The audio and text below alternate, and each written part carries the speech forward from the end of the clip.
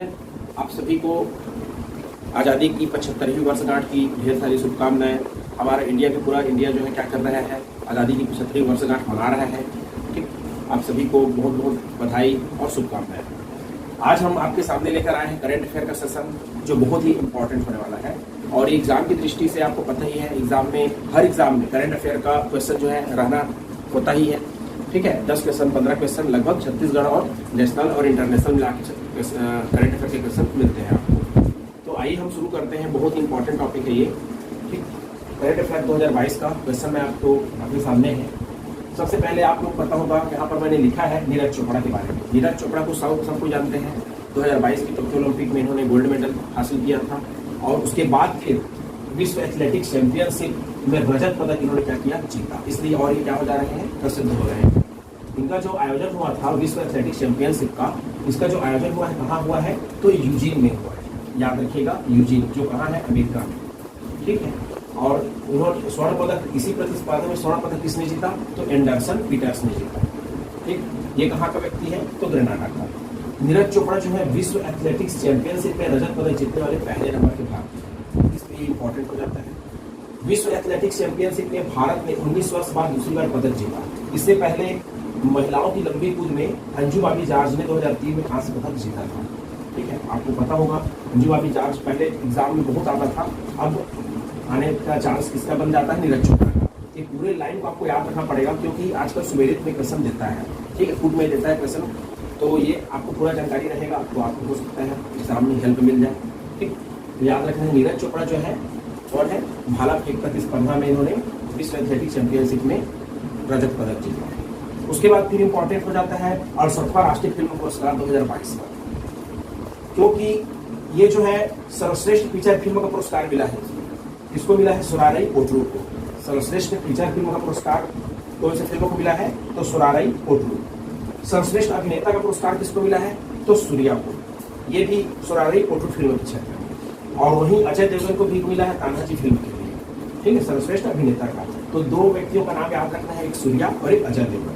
सर्वश्रेष्ठ अभिनेत्री का पुरस्कार किसको मिला है, तो अर्पणा बाल मुरली। ठीक है, ये भी सुराराई फिल्म के लिए मिला है, सुराराई पोटरू फिल्म के लिए। तो ये 68वां राष्ट्रीय फिल्म पुरस्कार, आपको कम से कम 3 बातें याद रखना है, एक सर्वश्रेष्ठ फीचर फिल्म, एक सर्वश्रेष्ठ अभिनेता और एक सर्वश्रेष्ठ अभिनेत्री। ठीक, तो सर्वश्रेष्ठ फीचर फिल्म में सुराराई पोटरू भी है, और सर्वश्रेष्ठ अभिनेता में अजय देवगन और सूर्या है, और सर्वश्रेष्ठ अभिनेत्री में है अर्पणा बाल मुरली। ठीक, तो इतना आपको याद रखना है फिल्म के क्षेत्र में। उसके बाद फिर हम आते हैं 36वां राष्ट्रीय खेल।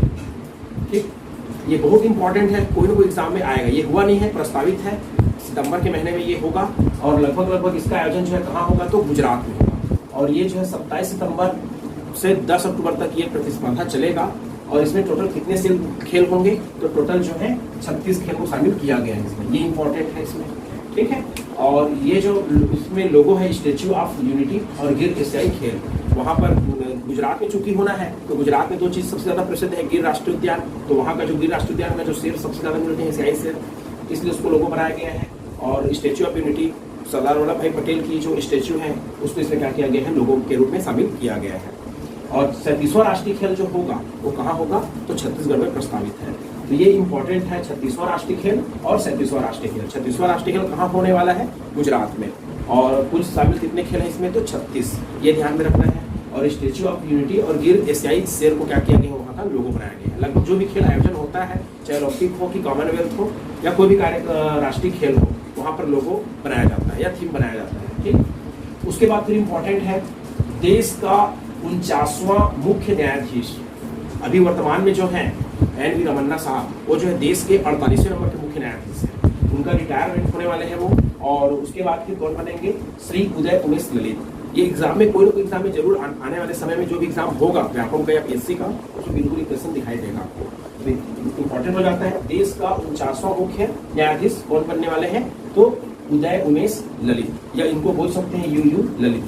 ठीक है, इसके बाद फिर जब ये उदय उमेश ललित जब रिटायरमेंट हो जाएंगे, तब इनके बाद देश के 50वें नंबर के मुख्य न्यायाधीश जस्टिस श्री DY चंद्रचूड़ पद संभालेंगे।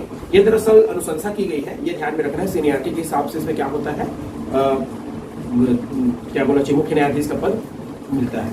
ठीक है, वर्तमान में कौन है, तो श्री NV रमन्ना साहब है। ठीक है, तो ये आपको इंपॉर्टेंट हो जाता है। अभी 48वें नंबर में है रमन्ना साहब, 49वें नंबर पे होंगे यू ललित और 50वें नंबर पे होने वाले हैं डी.वाई. चंद्रचूड़। ठीक, उसके बाद फिर इंपॉर्टेंट है इंदरमित गिल। इंदरमित गिल क्यों इंपॉर्टेंट है? इसलिए इंपॉर्टेंट है इंदरमित गिल क्योंकि भारतीय अर्थशास्त्री हैं ये, और साथ ही साथ इनको या इंदरमित गिल को विश्व बैंक का मुख्य अर्थशास्त्री घोषित किया गया है। विश्व बैंक का मुख्य अर्थशास्त्री बनाया जाने वाले हैं, प्रस्तावित किया गया इनके नाम को, इसलिए इंपॉर्टेंट हो जाते हैं इंदरमित गिल। और चूंकि ये भारतीय अर्थशास्त्री हैं इसलिए इंपॉर्टेंट होता है। और भी वर्तमान में विश्व बैंक का मुख्य अर्थशास्त्री के रूप में कौन कार्यभार संभाल रहे हैं?